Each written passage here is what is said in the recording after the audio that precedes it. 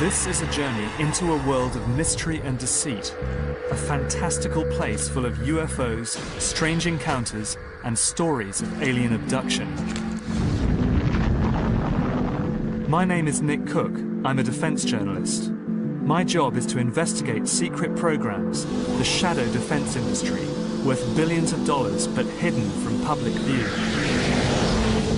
I dig out evidence of clandestine technologies concealed behind a network of false trails and military smokescreens. In this film, I'm going into a world that is taboo for a journalist like me. Now, more people than ever believe in UFOs.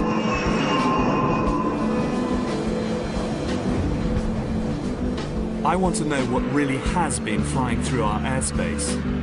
Do these sightings offer evidence of top-secret military and defense technology? Or do they hold the clues to something more mysterious? My plan is to trace the phenomenon through each decade, from early sightings of UFOs during the Second World War to the mass reports of alien abductions that swept America in the 80s and 90s. In between, I'll be investigating such landmark cases as the Roswell incident and the Zamora sighting to try to answer the question, are UFOs real?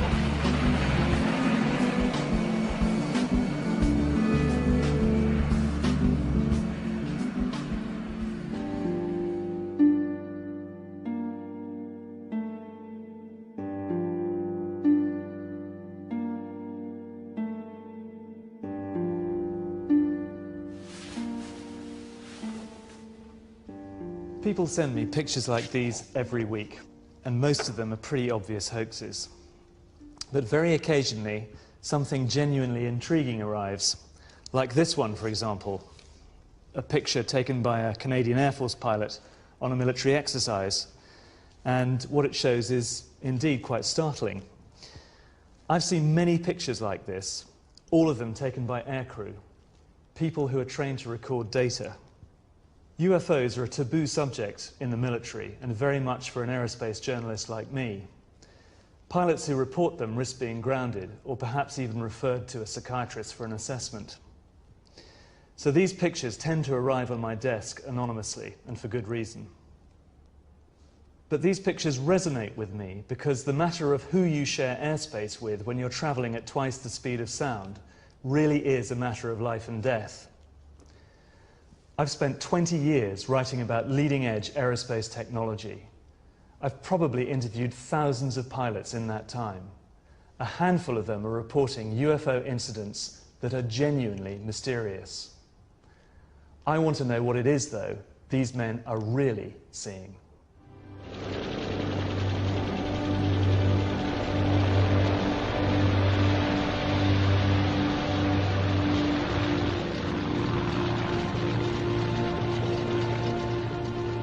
The history of UFO sightings is not a long one, but it's a bit longer than most people suspect.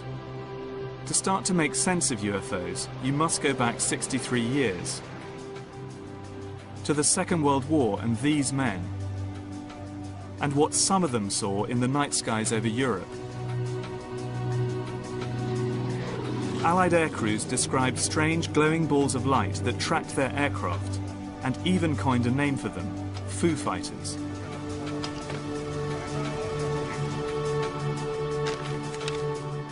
This is one of the first recorded reports of a UFO sighting.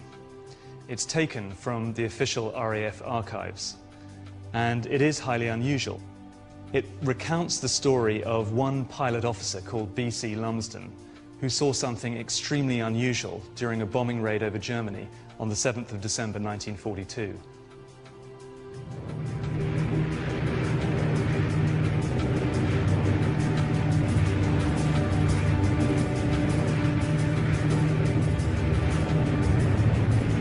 Light on Red 2. We were cruising at 7,000 feet when we discovered we had company. An orange-coloured light off the port wing. At first I thought it was tracer flak, but discounted this when I saw how slowly and controlled it was moving. What the hell is it? It seemed to be playing with Red 2, diving around the fuselage. Suddenly, it turned starboard and headed straight for us. I found it hard to make other members of the squadron believe me, but the following night, one of the squadron flight commanders had a similar experience, with a green light. It's gone, it's gone, it's gone!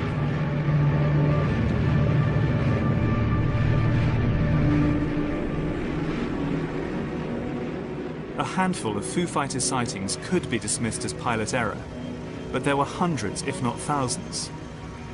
Could they really just be the hallucinations of tired or terrified men? I've decided to find out more about these strange balls of fire.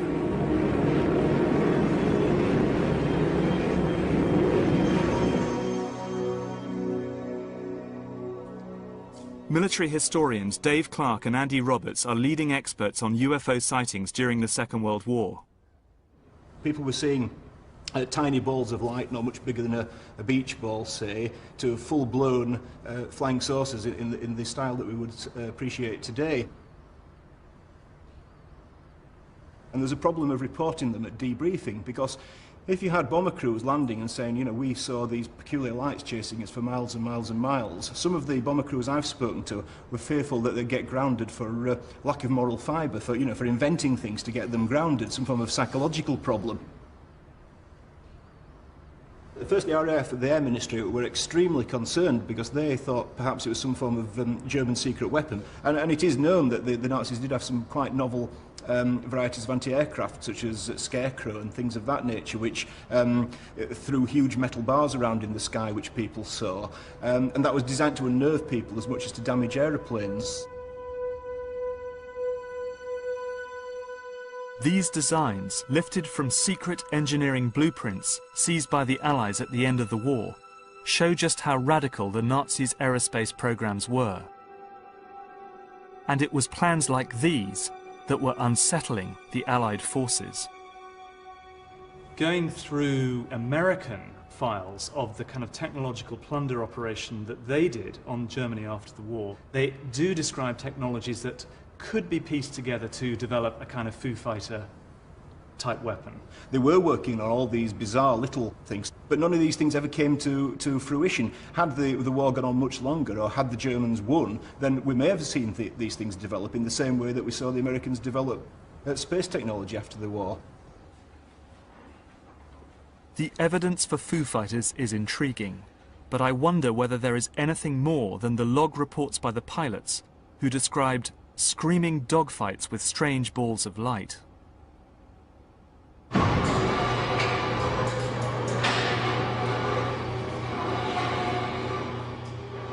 I've come to meet American technology historian John Dering. He has first-hand information on the development of Foo Fighters.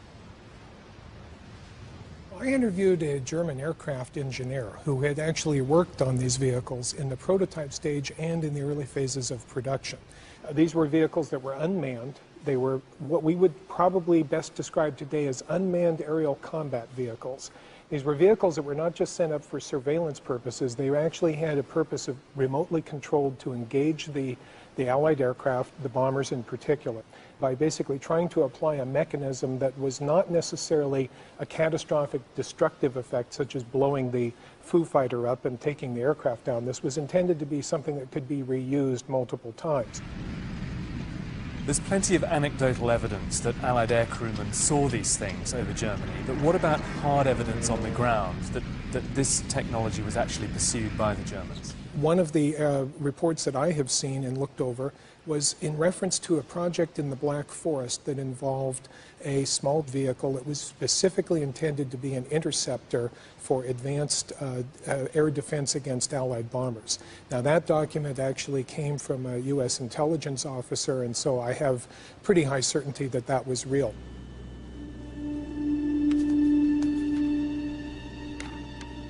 I want to follow up on John Dering's research. His work indicates there was secret technology being developed in Nazi-occupied Central Europe, which might account for some of the UFO sightings. These are the Sudeten Mountains on the Polish-Czech border. During World War II, this beautiful valley was home to some of the finest scientific minds of the Third Reich. It was here that the Nazis built one of their underground research facilities, the Wenceslas mine.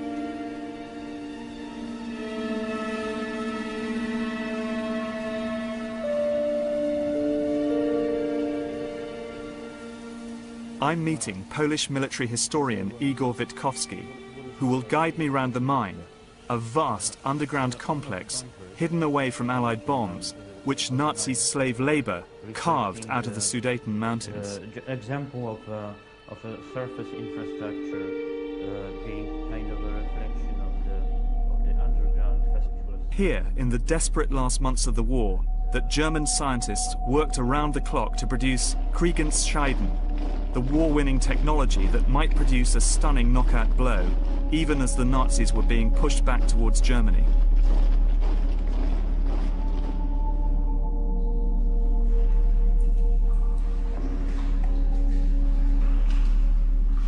As Igor guided me through the flooded tunnels, the air became heavy and difficult to breathe. So in effect, we've come hundreds of meters through this complex, and we're now deep into the mountain. Not hundreds of meters, but several kilometers, in fact. This is several kilometers into the mountain. Yes. And this would have been a highly secure, impenetrable assembly site. Exactly, and the secrecy around this place was very exceptional, so that the Allies never found out about it. Almost nothing exists of the original mine. As the Nazis retreated in 1945, they sealed most of the tunnels, leaving the advanced technology, and some say the scientists who developed it, buried beneath impenetrable walls of rock. But the Allies did capture one man who knew all about this place, and he wasn't a token find. His name was SS General Jakob Sporenberg, and he was in charge of the technical program at the mine.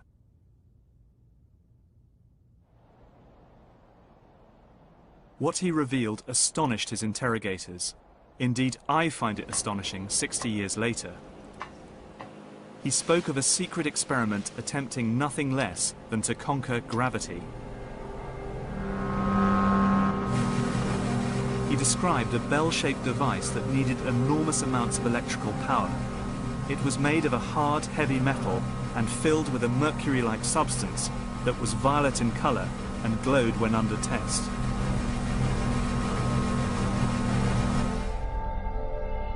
People who worked on the bell suffered from sleep problems and severe vertigo. 5 of the 7 scientists died while working on the project.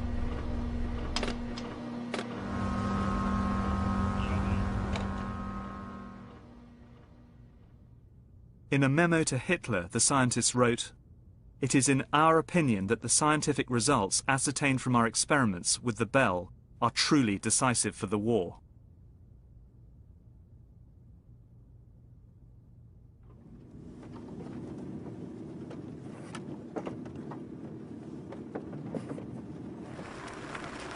Experiments with the bell happened deep underground in the mine, but directly above it, on the surface, was this strange structure.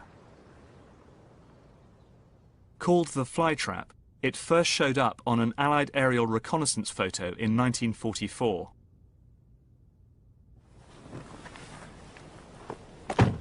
Igor Witkowski believes that the flytrap was a test rig for advanced propulsion technology. In other words, flying saucers.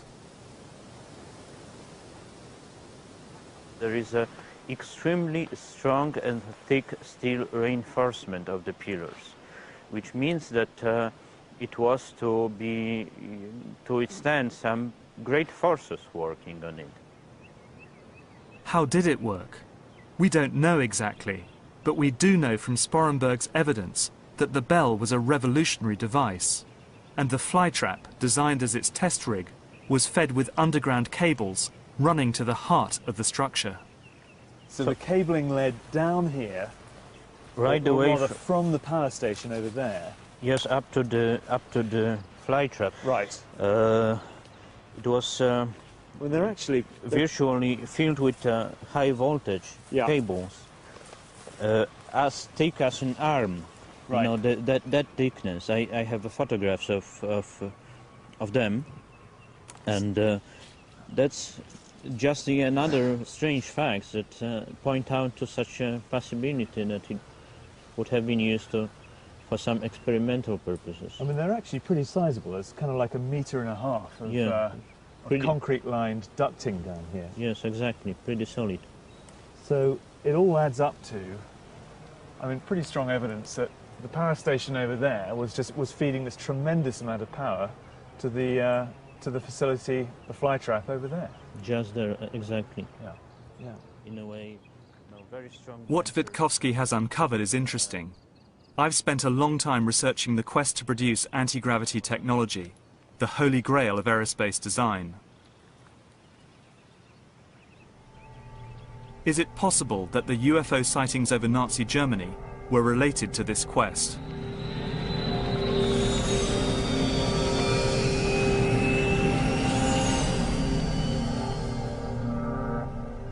There is a sense here that the Germans were engaged in very highly classified work, and that possibly they were engaged in anti-gravity type programs.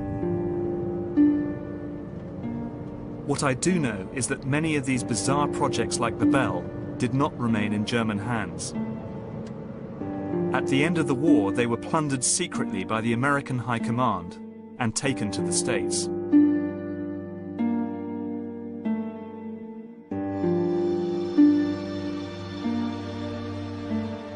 The speculation about Foo Fighters was about to be overshadowed by one of the most sensational UFO sightings of all, the 1947 incident at Roswell in New Mexico. That's where I'm heading next.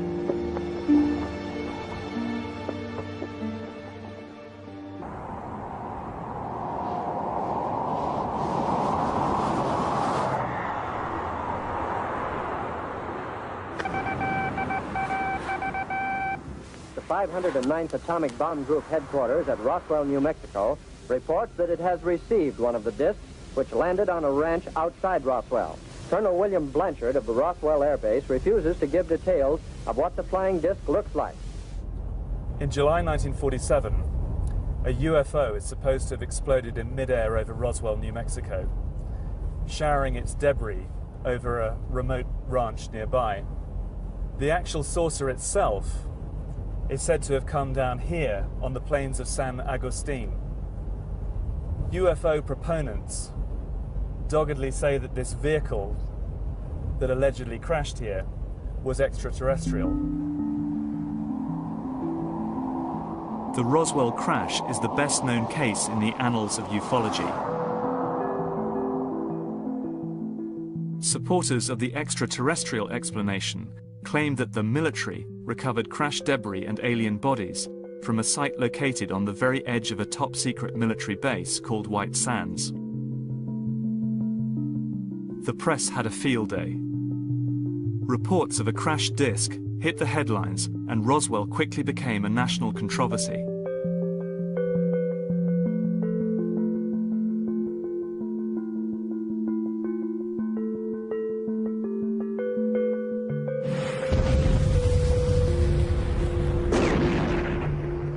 The military were quick to quash stories of bodies, but their denials just fueled the belief that they were hiding something.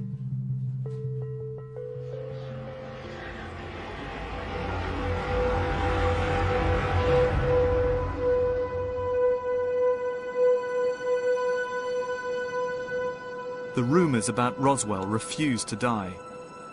I've come here to White Sands to find out the reason.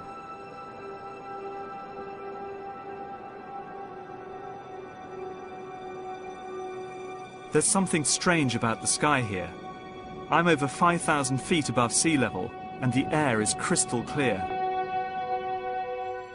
I've come to meet Mike Smith and Wayne Matson, two ex-Air Force officers who have lived in the area for some time. Mike explains that the desert climate can throw strange shapes into the air.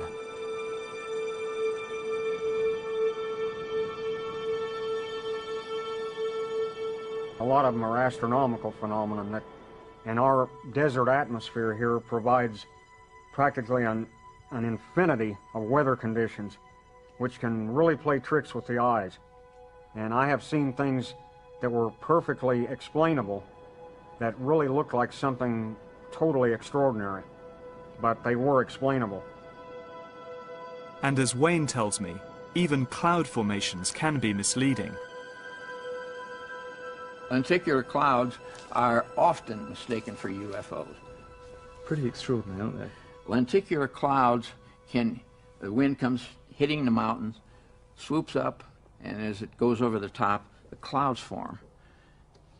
I have seen a half a dozen UFOs, lenticular clouds that were one, about a minute later, a second one, and so on.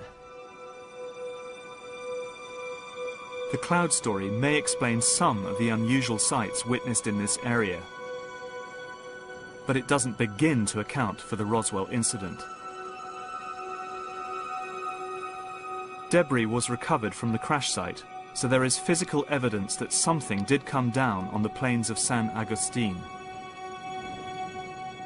But the mystery surrounding Roswell comes from the fact that the US Air Force changed their version of events 3 times.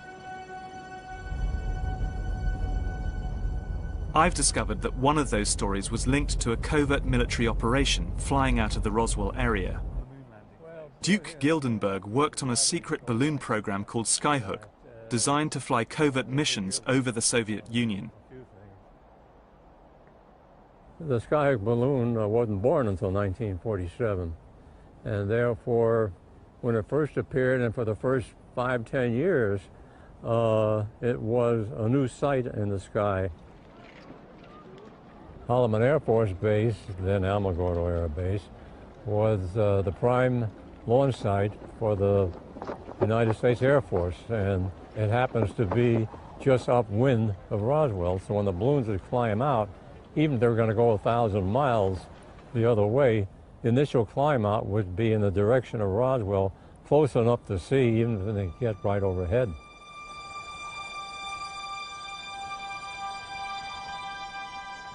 Every flight we flew generated UFO reports. In fact, for a while, we were even using it as a backup tracking system. We call up a town and say, anybody see a UFO this afternoon? Yeah, one to the, okay, what direction? To the south? Okay, keep an eye on it. We allowed them to remain UFO reports, with the hope being that once they got over the Soviet Union, they'd still be registered as UFO rather than our reconnaissance balloons.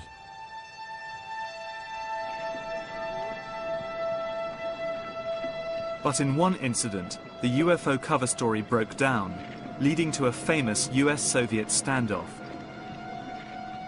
Yeah, we faithfully promised President Eisenhower that we wouldn't get shot down, but we were, for a few, and we wound up with Khrushchev at the UN exhibiting on the table one of our payloads, perhaps with my initials on it, banging his shoe on the desk and protesting because we were overflying his country with cameras. Is Roswell explicable as a balloon crash? That is correct. I worked on the Pentagon report for months and months and months, and looking at all the testimony, it was really obvious that one was a balloon landing in '47. There was another one maybe a couple weeks later that wound up being described in the Telegraph to J. Edgar Hoover, and it described it as a balloon. As credible as Gildenberg's explanation sounds, I'm not convinced. I've come across a memo that suggests there was more to the incident than the Air Force was admitting. For the way Joe tells the story.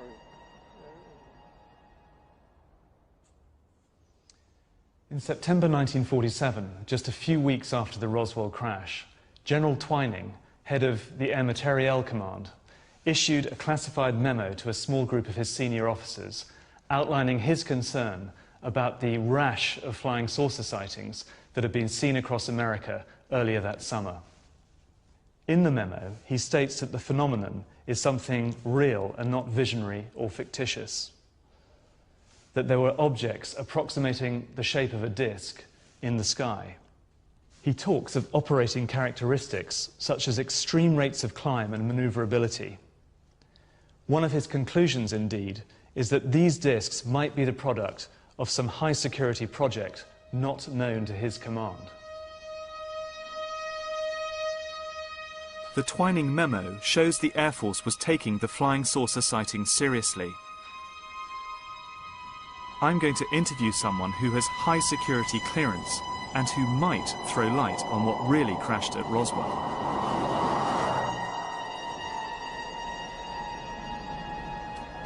I'm here to see John Alexander, Vietnam vet, ex-Special Forces and military intelligence. He's taken a close interest in the Roswell incident. Part of the problem has been the government itself. On Roswell, they have been less than forthcoming. They've been caught time after time just overtly lying to the public. And so the government's credibility in this field is pretty damn low. So you can't, they can't go out and say, well, here's the truth today. Do you think that these vehicles have crashed to Earth, and do you think that the US military has recovered them? No. Why not? Why? I'll tell you why not, and this is where I get in trouble with everybody. I looked. I am, kind of the one person who has gone nose to nose with the head of all of the intelligence agencies and whatnot. We looked from a historical perspective. I can mention now that Edward Teller was one of the folks who was interested in my work in other fields. Edward Teller. He was the head of weapons research at Los Alamos and father of the H-bomb. If alien technology had been found by the military, he would surely have known about it. I actually had him over for dinner. We had this discussion. He was not opposed to the notion of UFOs.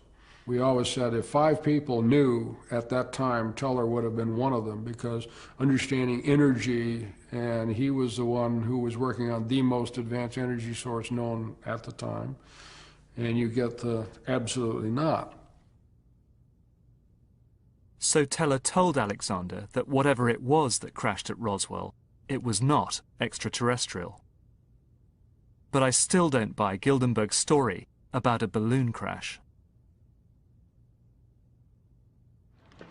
So my thoughts are moving back to the Second World War and the work of the German scientists. Could the American operation to capture those scientists and their technology offer any clues to what really happened at Roswell? In 1945, President Truman ordered a secret operation codenamed Project Paperclip. It instructed the US military in Germany to round up German scientists and persuade them to carry on their work in America.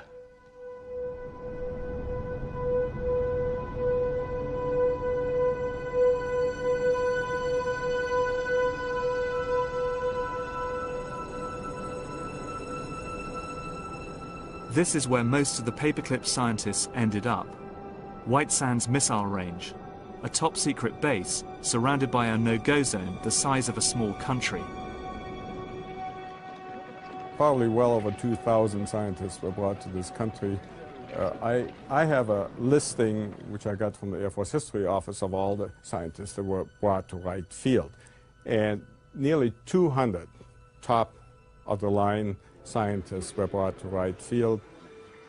The Germans were anywhere from 5 to 15 years ahead in certain areas. For instance, you think of the V-2A4 missile, not intercontinental at that time, but a first ballistic missile. That was a huge step at the time.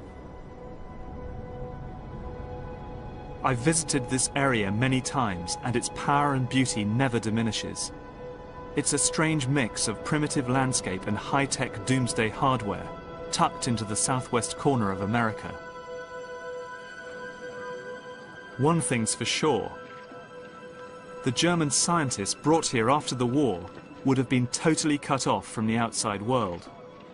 The thing that bothered most of them that I knew more than anything was the summertime, because we get temperatures often here of 42 and 43 Celsius in July, June and July, and that was absolutely so incredible to them they couldn't believe it.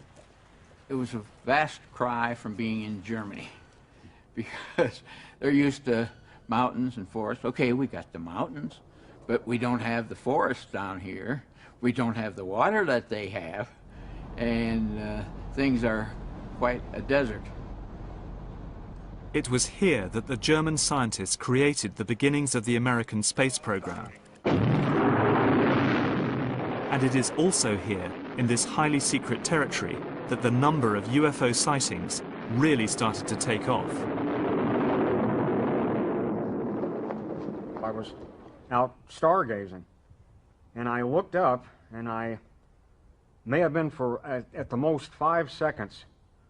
There was this large black triangle that just blacked out stars, and it was moving just across. Making any noise? No sound whatsoever, total silence. I never heard any reports about it, nothing. And you have a massive database. These are just a few. Yeah. And what are these all these detail sightings of UFOs in the White Sands, Alamogordo, New Mexico region? I see they kind of range from the jocular to the more serious. Anything I can get my hands on that I find. So after all of these years, all of this study, your own sightings, what are you forced to conclude, Wayne? I conclude that my government is lying to me. About what? About UFOs. The American government has changed its own version of the events at Roswell so many times that my instincts, as a defense journalist, are that we're all being fed a false trail. Perhaps the work of the German scientists could offer a completely new explanation for the Roswell incident. What evidence do you have that the Germans were working on flying saucer technology? There certainly was an interest in that type of a vehicle after the war. It presented the possibility of some maneuverability that would be greater than what they would have had with the conventional piston or jet engines of that time using a fixed wing. At the time of Roswell, the US Air Force was experimenting with radical new designs. Could this bizarre aircraft be based on this one? A design drawn from secret Nazi blueprints seized by the Americans after the war. Some of these may indeed have reached the point of being test flown. However, if they did not have a particularly remarkable advantage over other aircraft that were being pursued at that time, they may not have really gone much further than that. Perhaps the Roswell crash can be linked to the work of the German aircraft designers quartered at White Sands in 1947. I think it's very possible that what crashed was a secret prototype based on these radical designs. But I can't prove it. And the US government has changed its mind so many times that we may never know the truth. But what is certain is that UFO sightings in America were about to reach epidemic proportions. Not just in New Mexico, but over the skies of the nation's capital, Washington, D.C. They caused such panic that President Truman was forced to speak about them publicly. In a few short years, UFOs had reached the highest office in the land. Oh yes, we discussed it at every conference that we had with the military. There's always things like that going on. Flying saucers, and they've had other things, you know, if I'm not mistaken. Flying saucers have invaded our planet. Washington, London, Paris.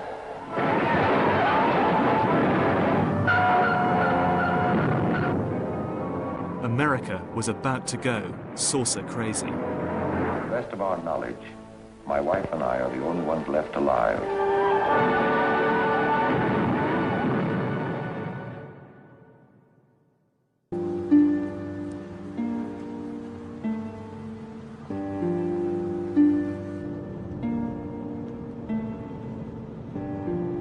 I'm in Washington to investigate the extraordinary escalation of UFO sightings that occurred in America during the 50s.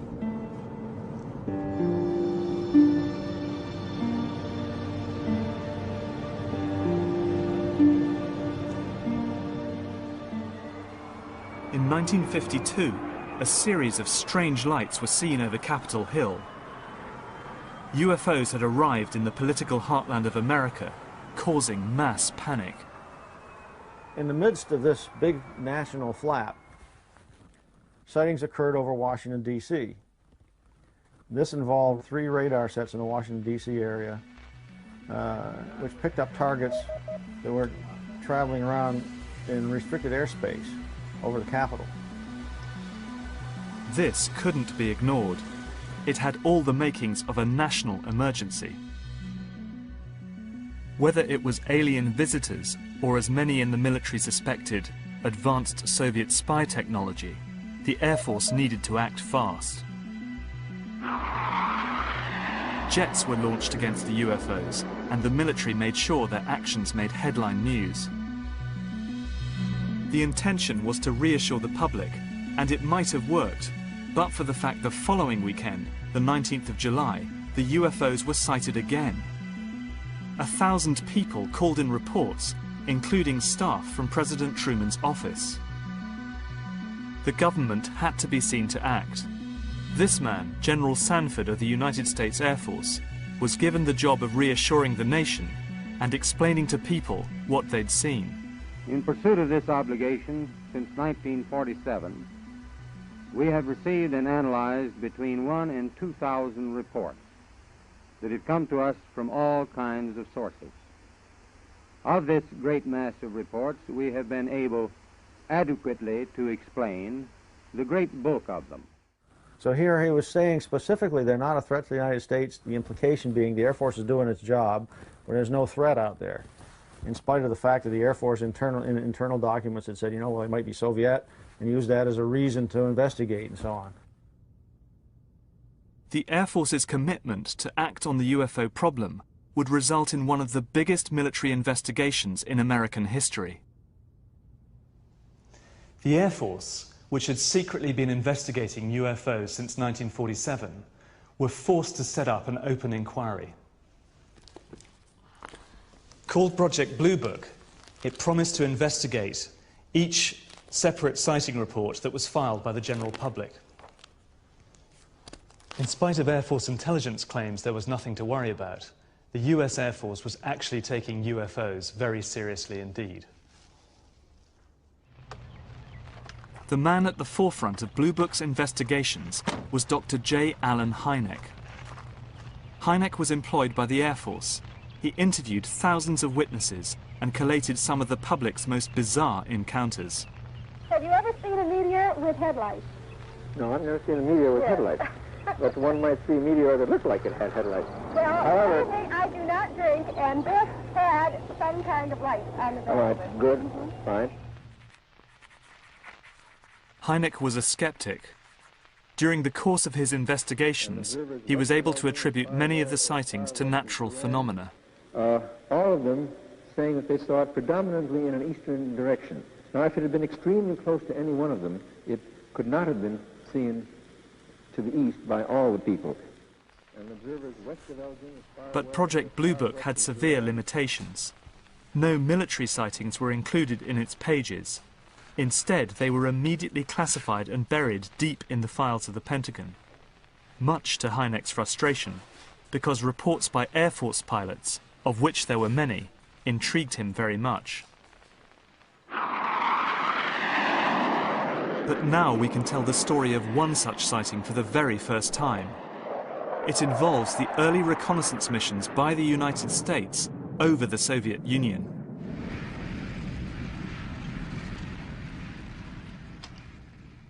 Thomas Hanley was an RB-47 radar operator.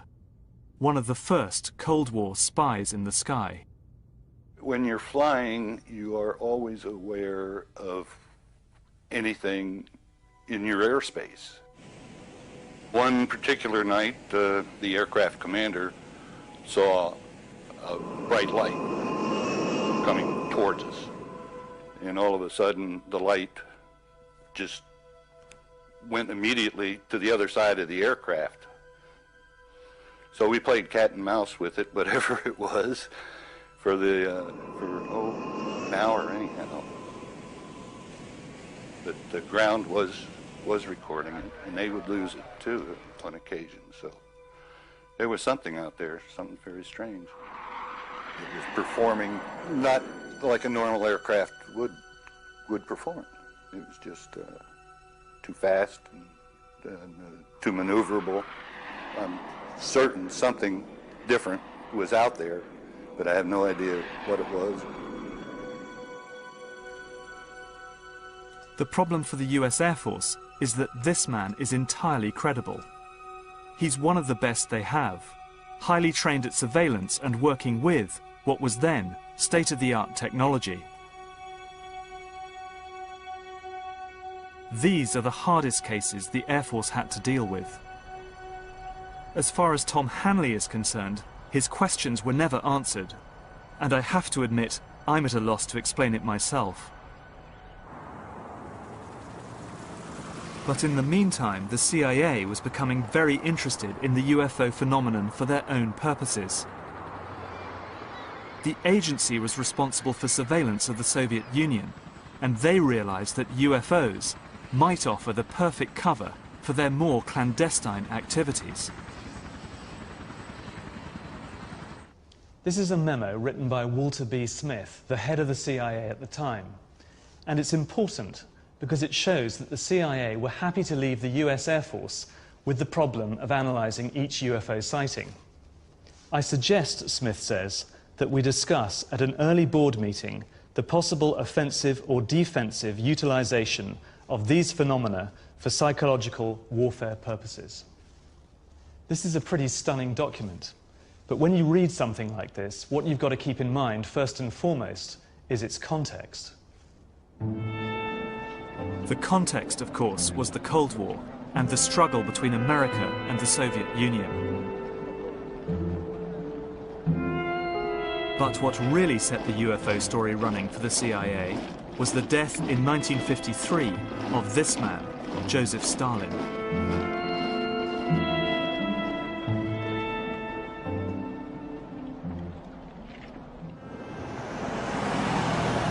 I'm going to meet the former senior analyst of the Soviet desk at the CIA, who can tell me exactly how the CIA set about manipulating the UFO story in order to gain the upper hand in the Cold War. Melbourne. Hi. Dick, hi. Good to meet you. Good to meet you.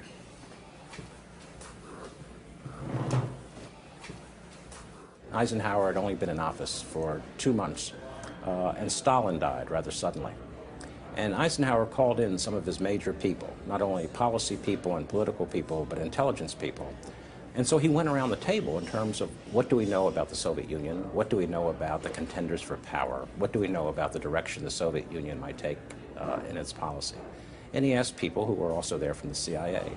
And not only was there no speculation on what it would be like in the Soviet Union, and would the Soviet Union be more or less threatening to the United States, there was no intelligence collection.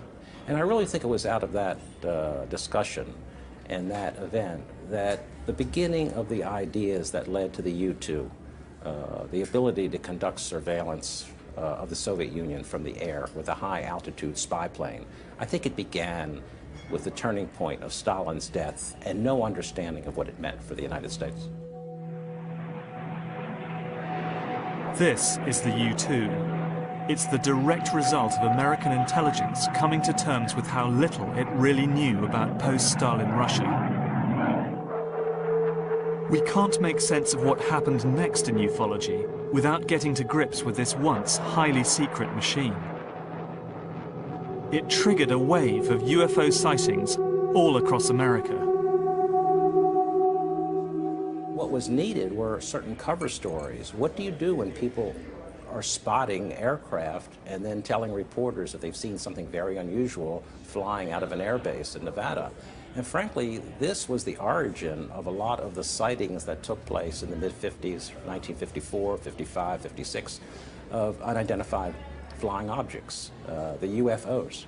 So the CIA was involved in encouraging people to believe that, yes, they saw UFOs, and the CIA and the military tried to be very helpful to reporters to get these stories out, to divert the attention of the country, and particularly the people in this region, about what they had actually seen. We believe that UFOs are real, that they are from outer space, and that they are intelligently controlled. And then it went into a small cloud. Again, we spotted it as it came out of the cloud, and very shortly after that, it quickly disappeared. Traveled apparently on this side of the tower and went... The CIA's strategy of encouraging public belief in UFOs seemed to be working, and the U-2's development and deployment was hidden behind a smokescreen of disinformation. With a flying object of some sort that could hover, and such as I've never seen before. Right here is where this flying saucer, this UFO, landed. Right here about where I'm standing. And it was a big, huge thing, and I wondered what the heck it was. And within 2 or 3 seconds, it was out of sight. That was in the southwest, and easy, you might think, to dismiss out of hand.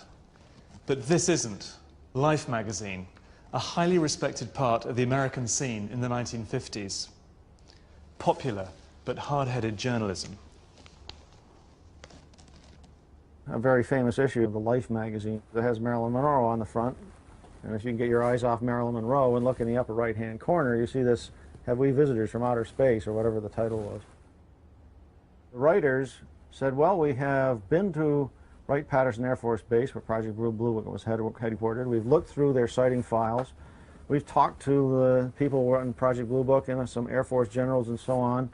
And it appears that the Air Force is now treating this subject seriously. And their conclusion in the article was that, that we're right on the hairy edge of saying, yeah, there really are interplanetary visitors being involved here. That's what people are seeing. And the Air Force doesn't seem to be denying that. What the CIA has always done in these cases is to place false reports in the press. But you did have ways of supplying information to people you knew were Soviet assets or East European assets to send the Soviets looking in another direction.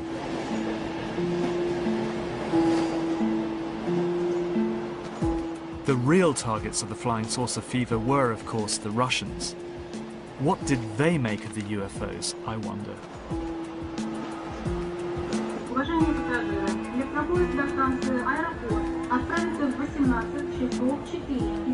I've come to Moscow to talk to Igor Sinitsyn, a former KGB operative who was the personal aide to the Bureau's number 1, Yuri Andropov.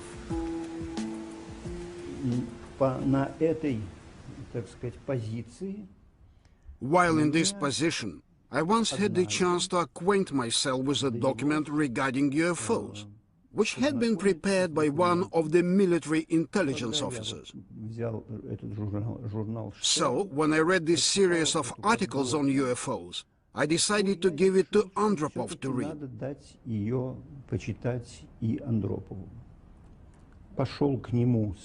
Of course, I was somewhat nervous when I went to him with this article, because I thought that my boss would think that I was out of my mind. He read through the translation and began to study it very closely. Then, quite unexpectedly, Yuri Andropov opened his desk and took out a very thin file from the top drawer, gave it to me to read and said, "Only read it here and don't take it away." Much to Sinitsyn's surprise, the file contained highly classified UFO sightings occurring all over the Soviet Union.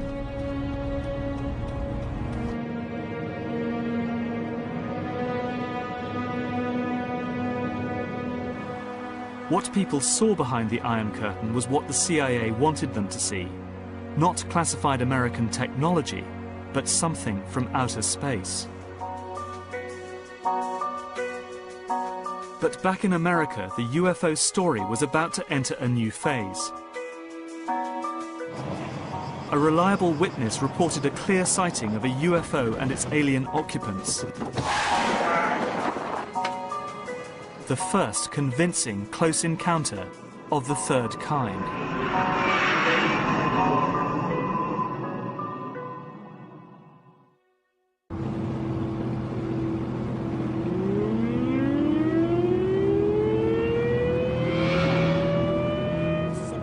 On the 24th of April, 1964, America experienced its first credible close encounter of the third kind.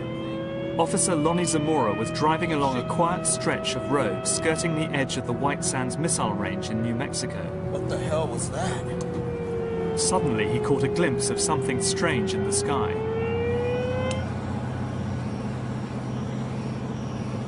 Whoa.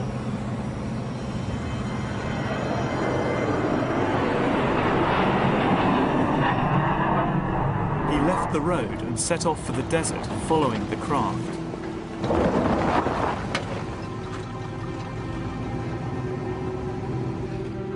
He caught sight of a shiny object, now landed, about 200 yards away. As he looked over, he saw two figures in white coveralls, close to what looked like a flying saucer.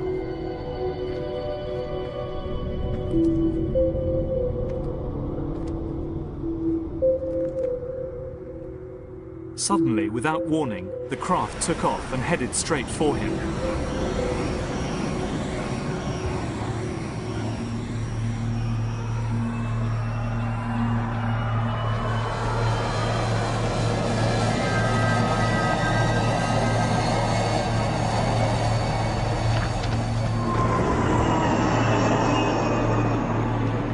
And as quickly as it had arrived, it disappeared off into the distance at high speed.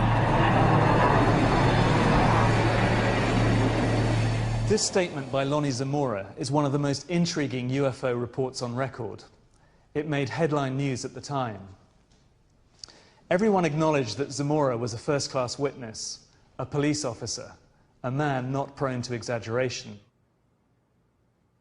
The Zamora case remains one of a handful of unexplained sightings in Project Blue Book. When investigators arrived at the scene, they found an impression in the soil, surrounded by burnt brushwood. Zamora was so distraught that he insisted on seeing a priest before handing in his report. The US Air Force was under pressure to explain what had actually landed. But there is one man who claims he knows what Lonnie Zamora saw. Duke Gildenberg had access to top-secret flight logs at White Sands and carried out the official investigation into the case. That very same day, we had a mission scheduled for the Surveyor unmanned spacecraft that was going to be attached to a small helicopter and then flown all around the range by contractors sampling lava and that kind of thing, which they might see on the moon. On board was the pilot, and then there was an engineer, and they were both in white coveralls. So to us, that that identified it almost perfectly. It's too much of a coincidence. Two guys in white coveralls that were doing the mission anyway, and then the sampler, which left a print in the dirt that was identical to what it later left on the moon. I find it hard to believe Gildenberg's explanation. Zamora was a trained police officer, and I'm sure would have known the difference between a helicopter and a flying saucer. To try and make sense of what Zamora saw, we need to go back to the U-2 and to an event that shook the world in 1960.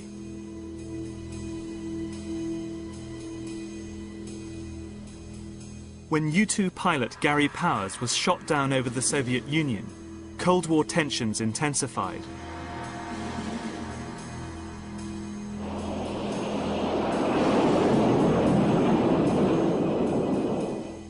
the wreckage of his spy plane was put on public display in Moscow. This was a huge propaganda coup for Khrushchev, and it signaled the end of the U-2's covert life. It was understood very early in the U-2 program that it wouldn't be able to fly safely over the most denied areas of the Soviet Union forever. Best it was given a few years. In fact, it flew operationally for just about 4 years, which was longer than anybody expected, before one of the aircraft was shot down. The CIA launched an effort to produce a more workable aircraft with similar or better performance, and one that would be so fast and so high-flying that even the best missile technology that anybody could be looking at in those days would have a very hard time hitting it. Richard Bissell was head of the CIA's overflight program between 1956 and 1960. He was the man given the job of replacing the U-2. He had a radical idea about how this might be achieved. We see here that he's urging his technical department to design a new aircraft for reconnaissance missions over Russia. According to Bissell, who had a very good grasp of the technological challenges, the optimal shape for that vehicle would be saucer-shaped. The Avrocar, which appears for all the world to be a flying disc. It wasn't just Bissell who had flying saucers on his mind. Just across the border, Avro, a Canadian-based company, had recruited talented British aerospace designer John Frost to work on a flying saucer. Frost was a visionary, and under his leadership, the company began experimenting with disc-shaped craft. Called the Avrocar, it was a handful to fly and could barely get off the ground, but it caught the eye of the United States Air Force. They bought all rights to the project, and then it simply disappeared.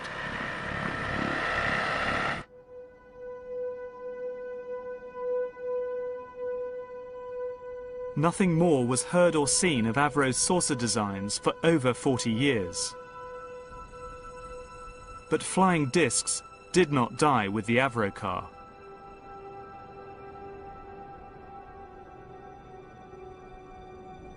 Buried in the depths of the archives, I've discovered some blueprints which reveal something quite fantastic. A supersonic saucer. Called the Silverbug, it was truly revolutionary. The plans show in detail a multi-jet engine craft that boasted amazing maneuverability and speed. It's an intriguing thought that this concept may tie in with the work of the German scientists who brought saucer technology to the US at the close of the Second World War. I believe Silverbug could explain what Lonnie Zamora witnessed in the New Mexico desert in April 1964. His description of a silver disc-shaped object appears to fit in with the Silverbug profile.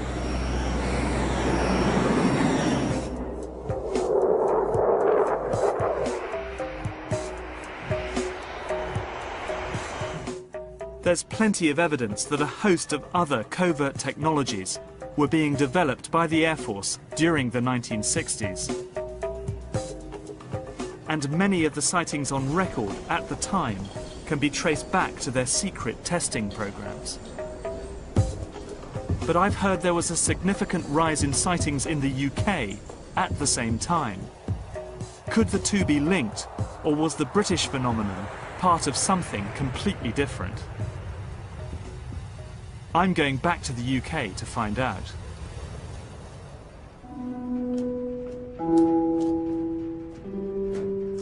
I've decided to hunt for any evidence that the British government were concerned about UFO sightings.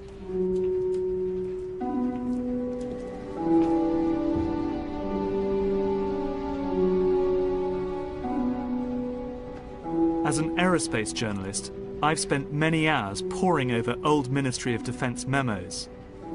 They are a revealing record of how past British governments reacted during times of high tension and paranoia over national security.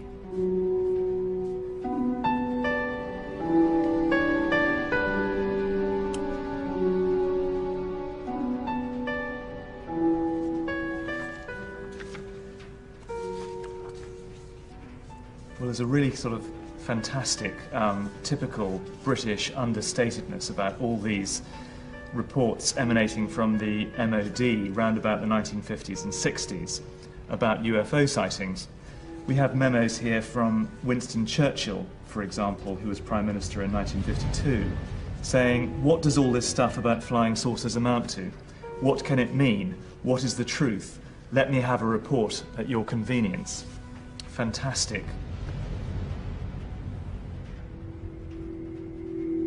Lord Cherwell, head of the Air Ministry, drafted this reply to Churchill. It was typically dismissive. It explained UFO sightings as deliberate hoaxes, optical illusions, mistaken identification, or known astronomical phenomena. But Cherwell was not privy to US intelligence. He had no idea how the increase in UFO sightings in America could be linked with secret developments in defense technology.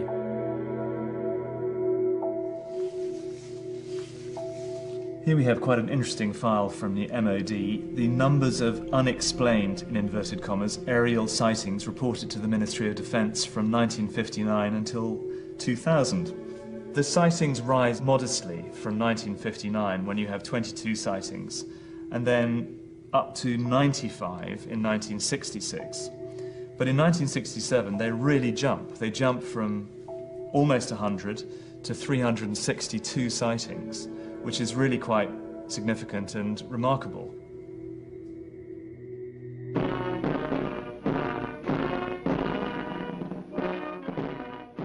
As the Cold War ramped up, there was a significant expansion of the American military presence on British bases throughout the 60s.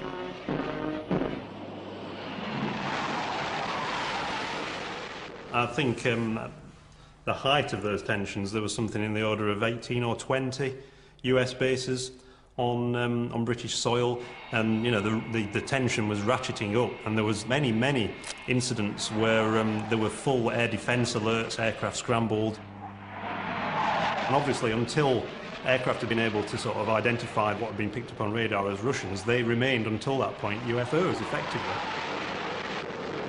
But there were some very mysterious cases which appear to have baffled the MOD at the time. I'm thinking of the Robin Peck incident, for example.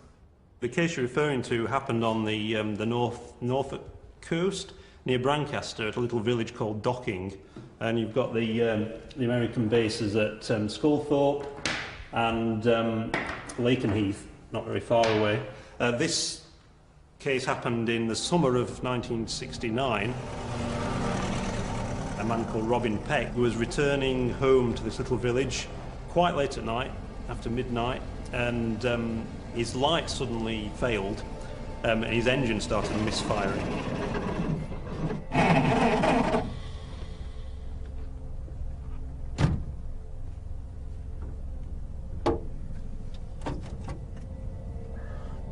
He felt this, what he described as like a wave of static electricity.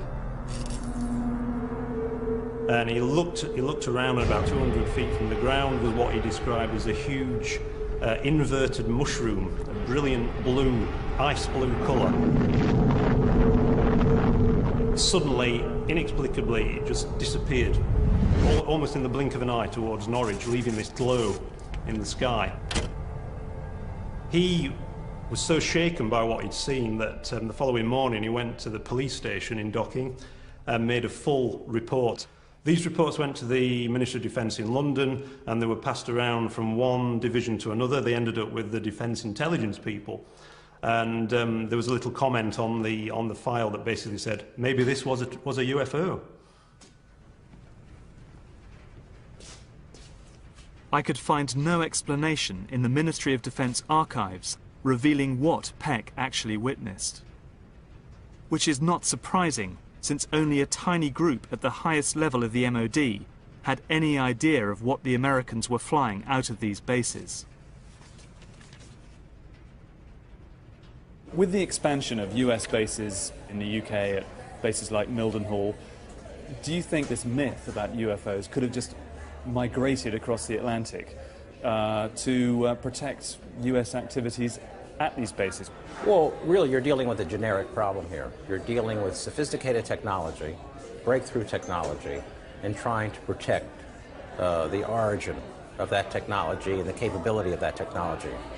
And it's quite possible that a story that worked for you in the United States in the 1950s could be applied to the deployment of U-2. You needed to protect not only the capabilities of these sophisticated instruments, you needed to protect, in some cases, the United States' role in deploying these instruments, because this was a sensitive issue often to a host country. Some of the strange UFO sightings in Britain and the United States might be explained by activities at a secret base here in Nevada. So secret, in fact, that, according to the Pentagon, it still doesn't officially exist. From a defense journalist standpoint, it doesn't get any stranger than this. Just behind me there is Nellis Air Force Base. Nellis is at the southernmost tip of the Nellis Air Force Range, a closed-off area totally barred to the public that's about the size of Switzerland. And nestling within the Nellis Air Force Range is Area 51, the world's most secret Air Force base. When Richard Bissell of the CIA urged his designers to think out of the box, this is where their imaginations ran wild.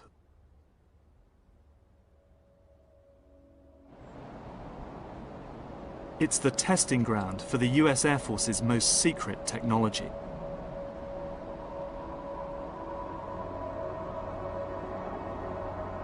When the U-2's covert life ended, this is what Bissell's designers came up with.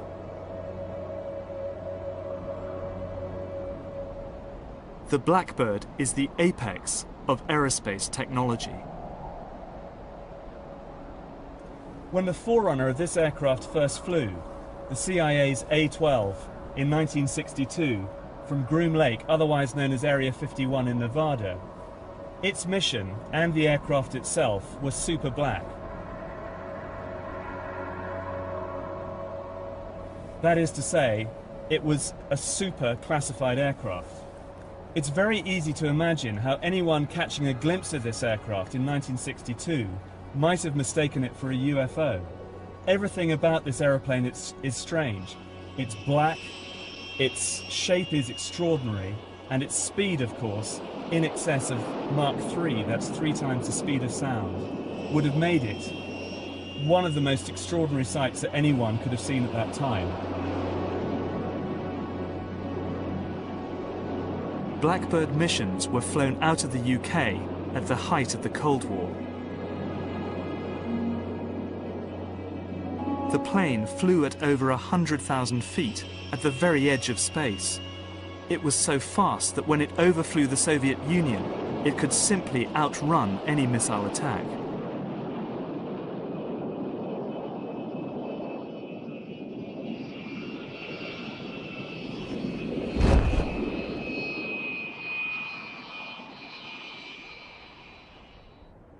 But it wasn't so much American spy planes that were worrying the Russians.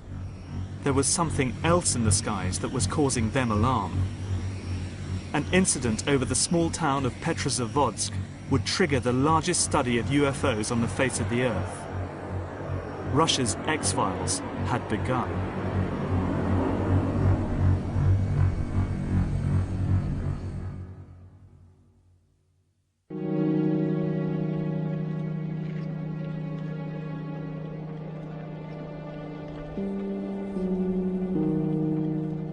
On September the 20th, 1977, high over the Russian town of Petrozavodsk, a group of soldiers were on routine maneuvers. Suddenly, a bright star appeared radiating pulsating beams of light. The object lingered over the town like a huge jellyfish. After a few minutes, it wrapped into a bright half-disc and shot off.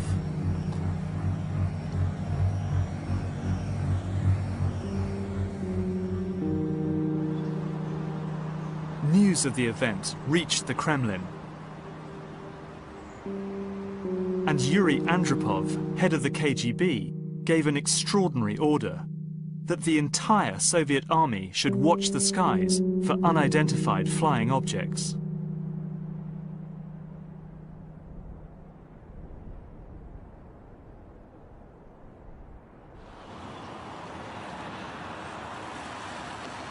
I'm in Russia, on my way to meet the two men, Colonel Boris Sokolov and Dr. Yuli Platov, who were ordered by Andropov to coordinate the whole operation.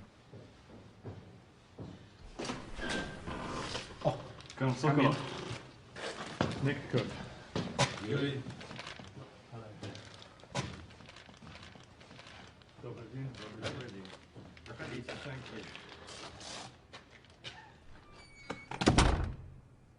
At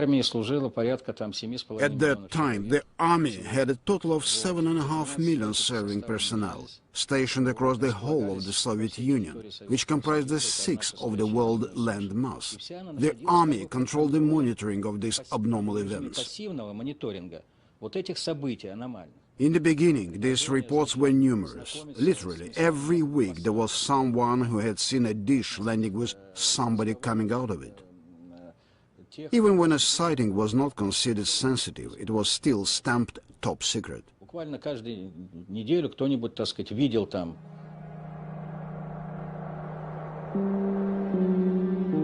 The observations continued every night for 13 years. No other nation has conducted such a long and thorough research program into unidentified flying objects. But as Sokolov tells me, the evidence was inconclusive. I would like to say that it is absolutely certain that in those 13 years there was not a single report of anybody's contact with aliens. Most of the sightings, which were taken by observers and thought to be something abnormal, were in fact, as our research has shown, connected to technical experiments by our own military.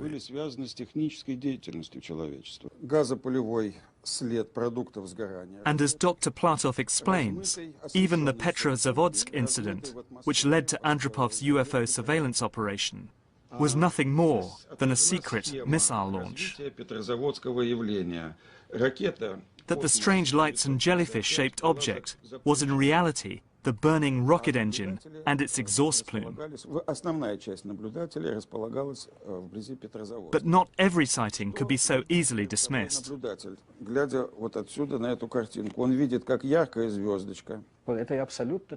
Even though we could explain some of these sightings, there were many unexplained events which caused scientists to scratch their heads and which still remain unanswered today.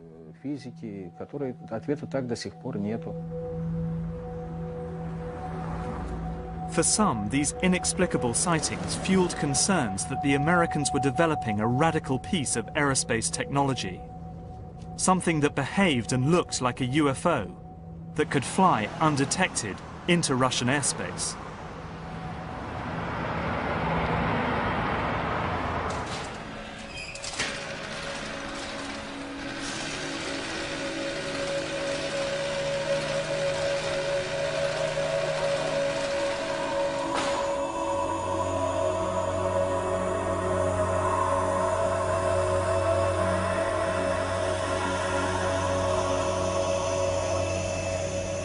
And the Russian fears were well-founded. This is stealth, a quantum leap in aerospace technology. The Americans had built an invisible plane. If you took one or two looks at that airplane and you saw how strange the shape was, it wouldn't take you very long to figure out that they were aiming at a very, very low level of radar cross-section. What was done with the first real stealth program was to produce something that had the radar signature of a small shotgun pellet, or perhaps maybe a small bird.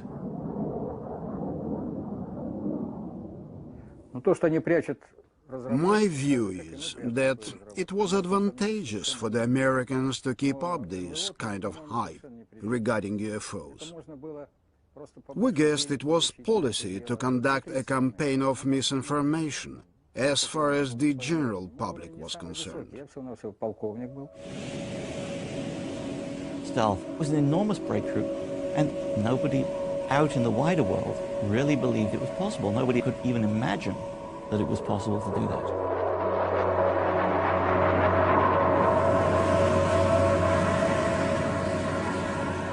The Americans had won the technological race. By waging a campaign of disinformation on their own people with the UFO cover story, the CIA were able to hide the existence of stealth from Soviet surveillance for 10 years.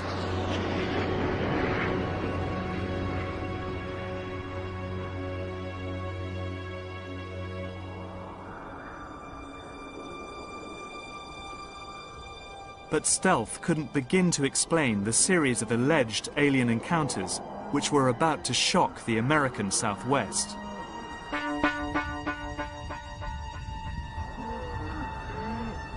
The rectum had been partially removed. The eyes were bulging out. I was horrified at the thought of what could do this in broad daylight. I really did believe something strange was going on. We had one up north where we believed the animal was paralyzed and was alive when it was being mutilated. These horrific events took place all over the plains of New Mexico,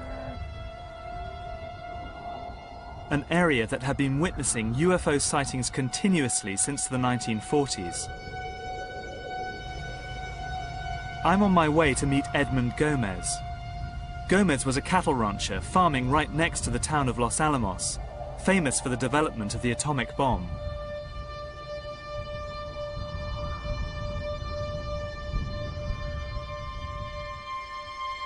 We met up and headed out to a desolate corner of his ranch.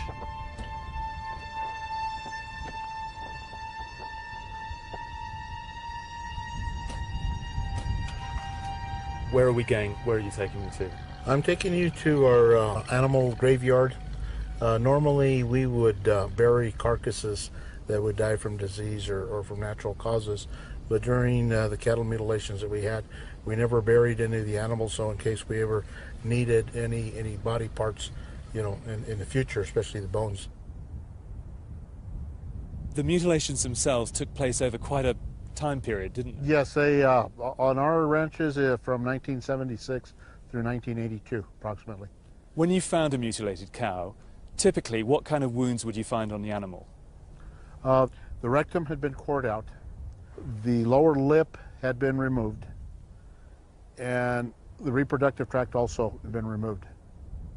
The organs that were removed precisely without spilling of any blood, and it was very, very neatly done. Many of the ranchers believed the cattle mutilations were the result of UFOs, that aliens were dissecting the animals for experimentation.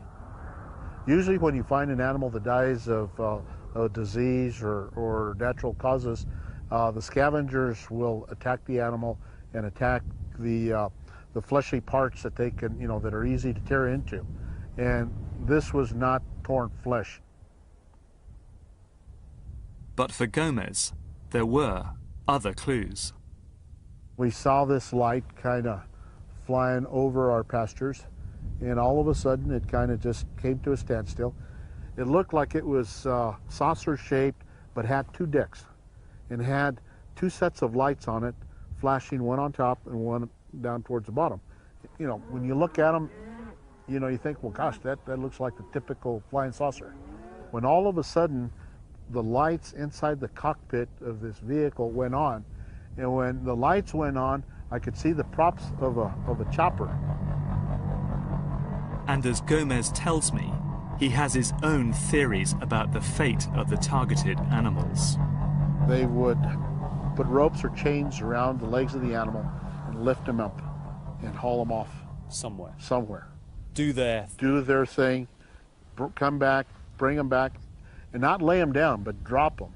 Because we found several animals that had broken legs, broken backs, broken hips, and so forth. And why dump the cow, leave the carcass here?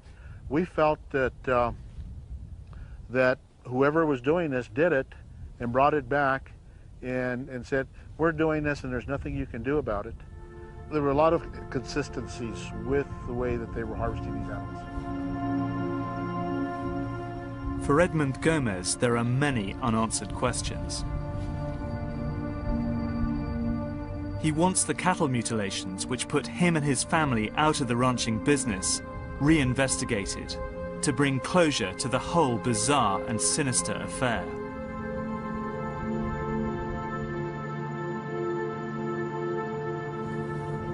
Well, I think Gomez's hunch that this was some sort of covert testing activity was bang on the money. From the way the cows were mutilated, from the organs that were removed from the cows, it seems very clear that this was some kind of covert testing, covert monitoring program of some kind of contamination in that region. It also seems very clear that someone is trying to put in some kind of linkage between this mutilation activity and UFOs, trying to dress helicopters up, for instance, to make them look like UFOs in an area where people are very superstitious, very fearful of things they don't understand. So it's clear to me that some kind of disinformation campaign is going on, but the reality is whatever was going on up there has nothing to do with extraterrestrials or UFOs.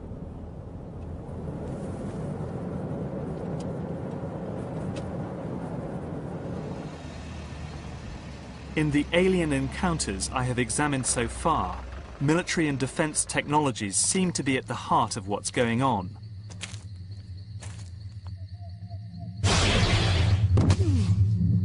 But parallel to these stories are other reports of more direct encounters between aliens and humans, which seem to be of a wholly different order. These are the chilling first-hand accounts of alien abduction.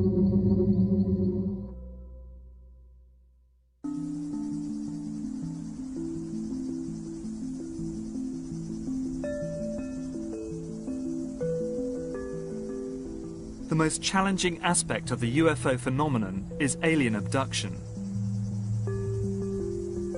Throughout the 80s and 90s, stories of abduction swept across the US. Over 2 million Americans claim to have been taken by aliens. These stories followed a pattern. Typically, abductees claimed they had been taken in their sleep to an alien craft, where they were subjected to invasive surgery. Samples were taken. Probes were implanted. Some victims reported they had been abducted not just once, but many times.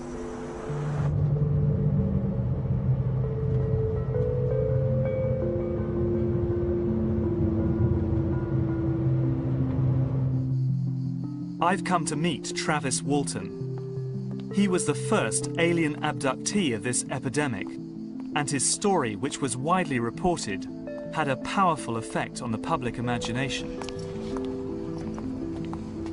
I caught up with him near the Apache Sitgreaves Forest in Arizona, where the whole incident unfolded. Well, there was a group of 7 of us men. We were working up in the mountains, in the woods. We had a tree cutting contract up there. And we just finished a long, hard day's work, and we were headed home. We'd worked late that night, so it was starting to get dark. And as we were driving down this rough track there, we saw light coming through the trees. What the hell is that?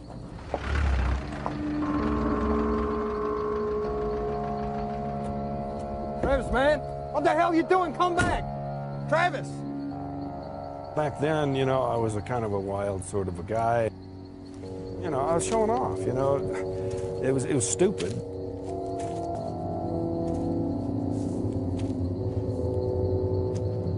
When I got up to it and I was standing there looking up at it, the sound suddenly got...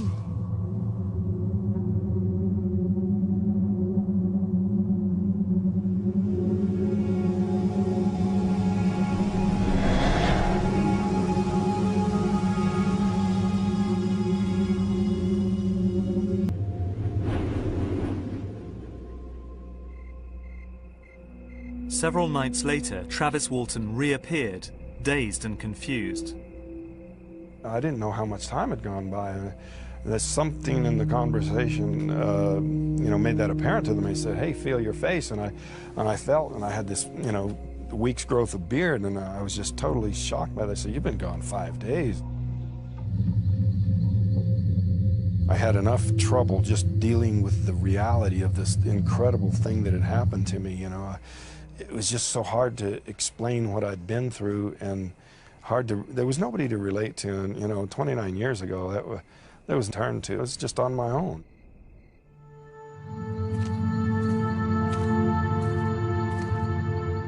Travis's story seems incredible, but it's only one of many such tales. Does the weight of evidence add up to a believable pattern of abduction? In order to understand the nature of the contact experience in the 1980s, we need to look at the first reported cases back in the 1950s. They come here to commune with outer space. We'll start the message now, group. Here we go. We are your friends. We are your friends. Please contact us. Contactees were a group of people who claimed they'd been visited by human-like aliens from planets such as Venus and Saturn. Unlike Travis Walton's aliens, these visitors were reputed to be benign. We are your friends. Living in the shadow of the arms race, contactees preached peace towards all species, whether alien or terrestrial, and campaigned for disarmament. As Cold War paranoia reached its peak, the CIA ruthlessly misled the American people about UFOs in order to hide their surveillance programs against the Soviet Union. Melvin Goodman believes that the contactees were simply the victims of this dark political climate.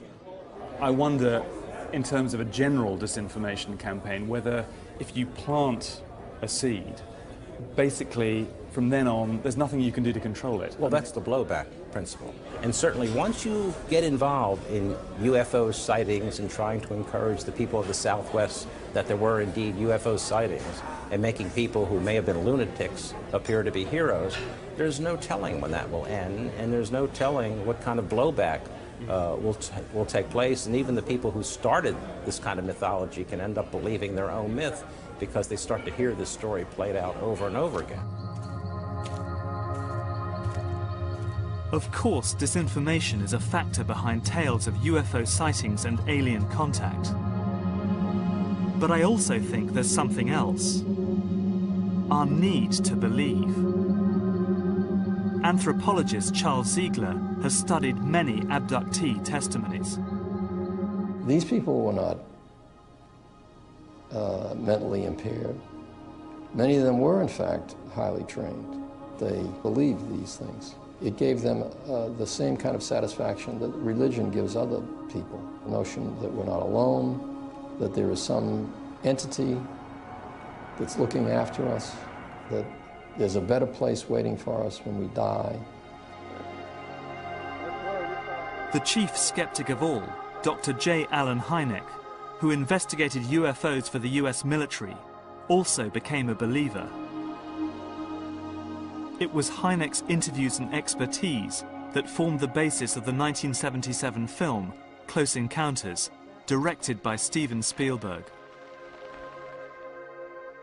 I think that we're all interested in having in the re-enchantment of the universe. We want to feel that there are transcendent things out there that we're not aware of and that bode good for the human race somehow.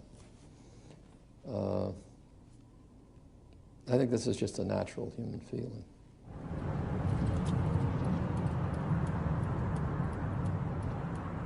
But what really fascinates me as a defense journalist is that you are as likely to find believers in UFOs among the higher reaches of the aerospace industry as you are in Hollywood.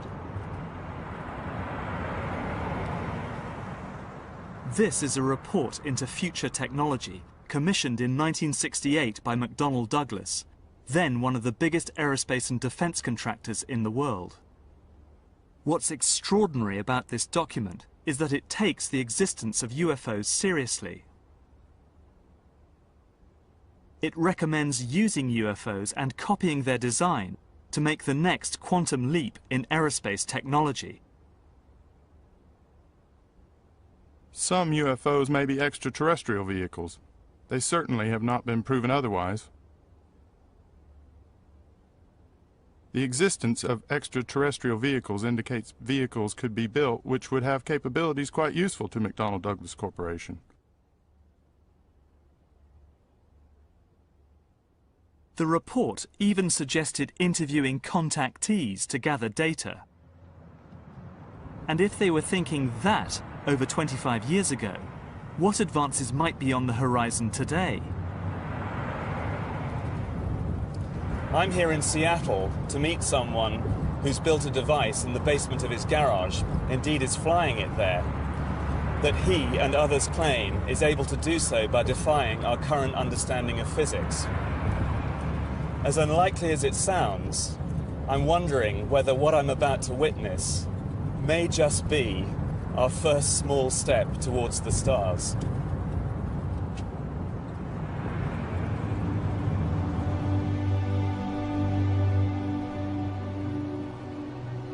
This strange device is made of balsa wood and glue and covered in a layer of aluminium foil.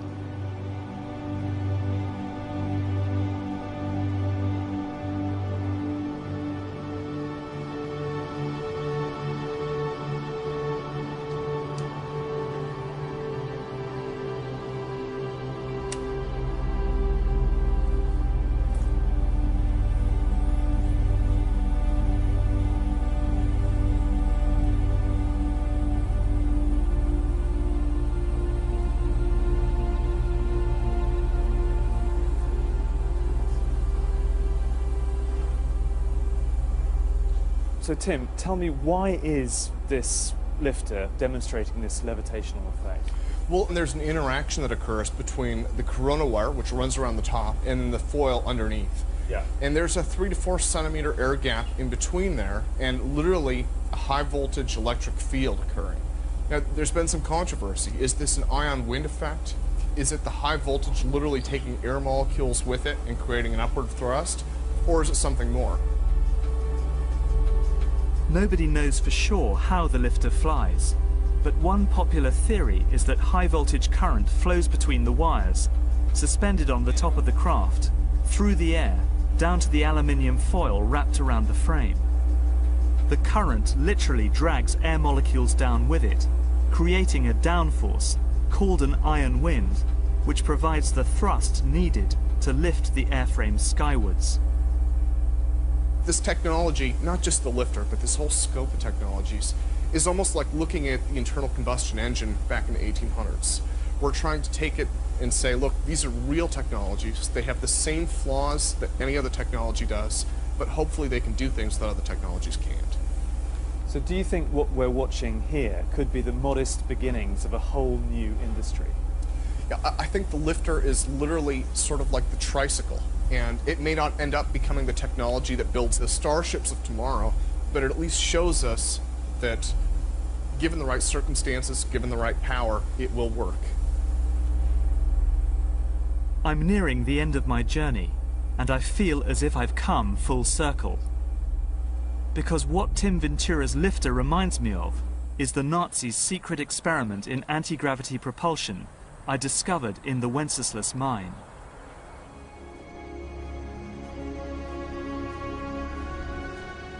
So what's the truth about UFOs?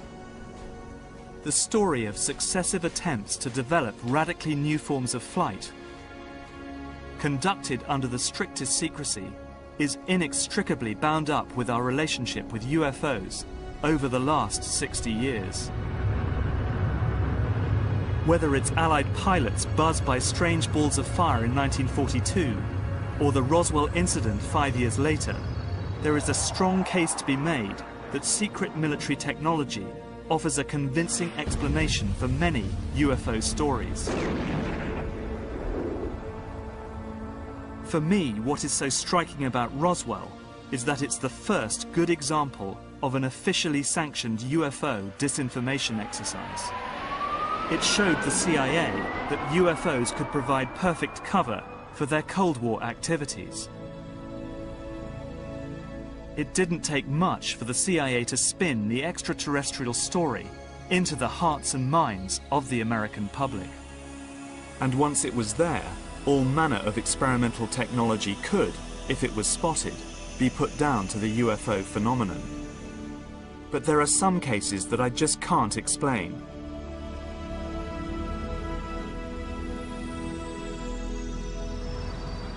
The sightings of UFO Hill in 1952 are still baffling. And Tom Hanley's aerial encounter remains as testimony to the possibility we are not alone. What is certain is that real-world UFOs, the man-made ones, continue to develop.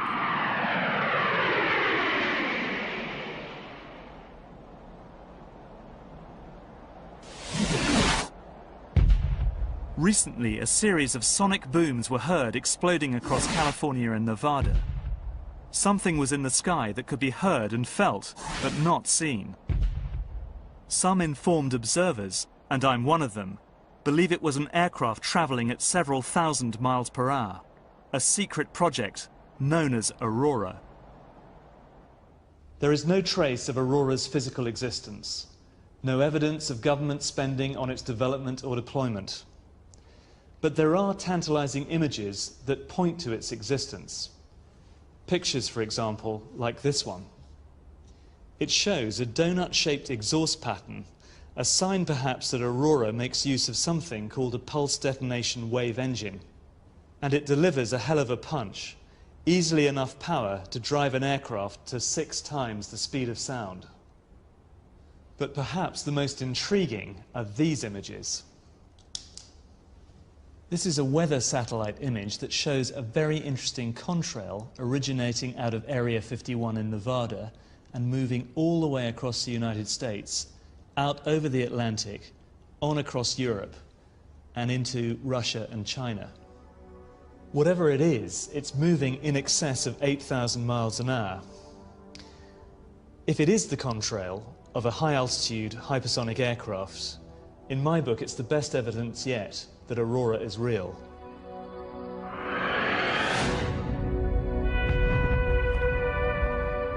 And Aurora's flights will probably give birth to a new wave of UFO sightings. Because whether aliens exist or not, many of us want to believe in them. Perhaps the only way we will ever find out for sure is if we make the leap into deep space ourselves. That day may come sooner than we expect.